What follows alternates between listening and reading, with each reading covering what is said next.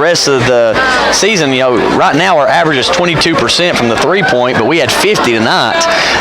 It was our first home game. Did that have any factor to do with it? Yeah, probably.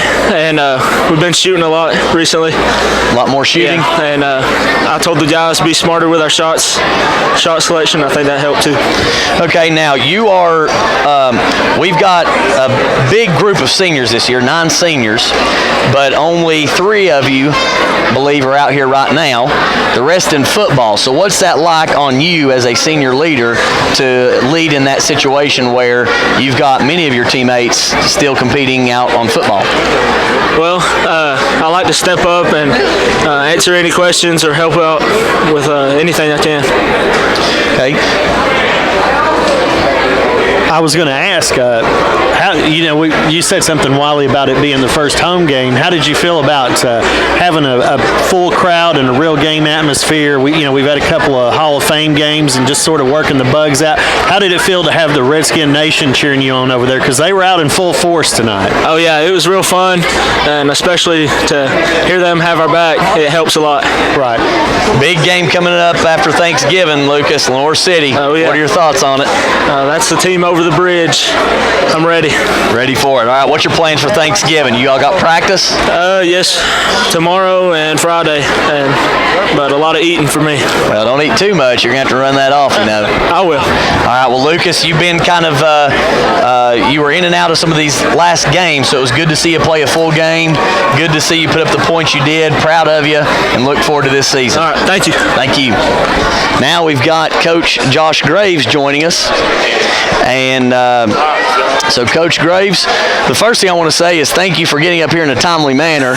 I've been on to him about that, so thank you. And congratulations on another win. Thank you. I apologize for my tardiness. Oh, that's all right. My wife tells me I'm like a Baptist preacher. I'm a bit long-winded at times, but we won't go there. Well, that's all right. I suck Coach Ben Curtis on you to get you sped up in there. Coach, this season, first 2 games, we shot 42% from the field, 22% from 3, 55% from the free throw, and we've averaged 51 points. Yeah. Tonight, we shot 50%. 50 from the 3, excellent. 51 from the 2, 62.5 from free throw. What was the difference there? I think the difference is, a lot of these young guys haven't played with the likes of Donovan and Austin and Lucas and Mike and those guys, and so they've kindly gotten acquainted with them a little bit, a little more fluid, even with a team like Harriman who's well coached and run and jumped us to death tonight. But I think we finally had a little better flow to us, and we got a lot of shots up on Friday and Monday, and really tried to work on that because we didn't shoot it very well from the field, and so I feel like that's the difference for us today.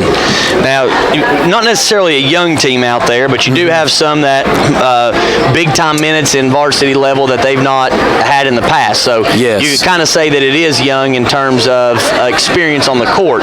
Yes. And tonight, this team was very physical with you. Yes. How do you feel like your team responded in that type of atmosphere? I thought they responded well. I thought they said, one thing that we've preached in practice and whatnot is for us to be physical, because once we're full strength, we got all kinds of bodies we can throw out there. And I told these guys, it's no different. We're not trying to get by right now. We have a culture and we have a brand that we try to stick with, and these guys have embodied it, and they've gotten tough, and they've played together here lately. And so, tonight when you play something like a run and jump with a very physical, athletic team like Harriman, you have to match that and then take another step up, and I felt like we did that from a physicality standpoint. I thought you all handled it very well, too. We had 6 total turnovers on the night. Wow. And we had 4 the first half. Wow. And so we settled down and played very well. That's impressive. In that second half. Talk for a minute about your leaders of Donovan Blankenship and Lucas Bivens. Combined tonight, they had 46 points. Wow. They both had 23 apiece. Yes. So what do you have to say about their play? Oh, man. That's the reason those 2 are my captains. Donnie's just a junior, but, he's a proven floor leader, and he does all the dirty work, handle the ball all night long with constant pressure, fresh pressure. Harriman plays 10, 12 guys, and so he's gassed, and they're fresh, and that's tough. It's very tough mentally and physically on a kid, and for him to handle it like that and still score 23 points, that speaks volumes to his character and his toughness. And the same thing for Lucas, man.